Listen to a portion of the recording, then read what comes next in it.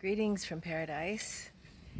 I'm working on my book, and I had this epiphany a couple days ago, and it was regarding the way I was raised. There was a lot of ancestral trauma, a lot of parental trauma, and one of the not to blame anyone, but one of the the themes that were in a thing called carrier emotion is a lack of self-worth and not knowing value and not being able to have the capacity to love. It was very prevalent in all of my parental units.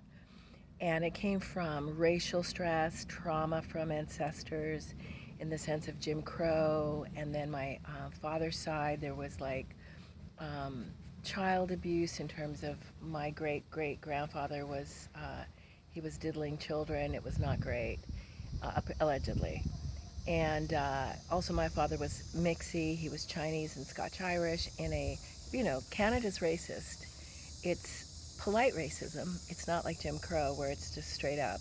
But there's racism, and he was raised in that. And just because you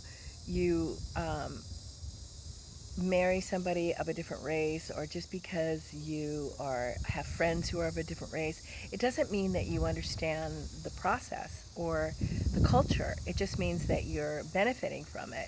It doesn't mean that you've steeped yourself into what you can still be racist and still have, for instance, a black wife or black kids.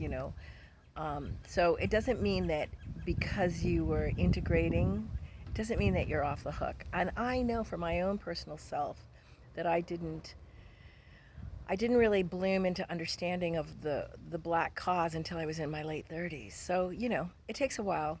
You can get there. Anyway, this morning I was writing about worth and about standing in my self-worth, and it's something that really does impact littles. If the parental units are struggling with their own lack of self-love, that just goes right into the kids.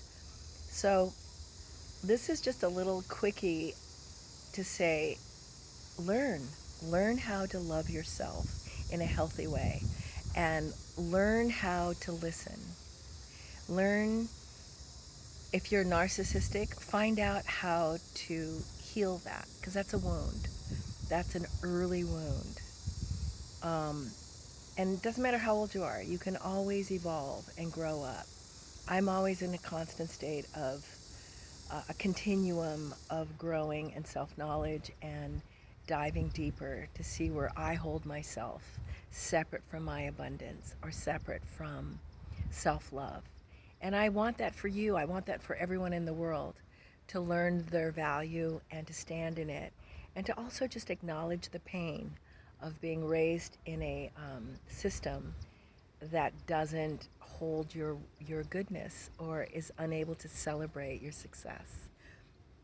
Especially for the young girls. If someone doesn't listen and doesn't ask how you're doing, they're not worthy. They're not worthy of you. All right, that's my love letter to you today. And that's all I have to say.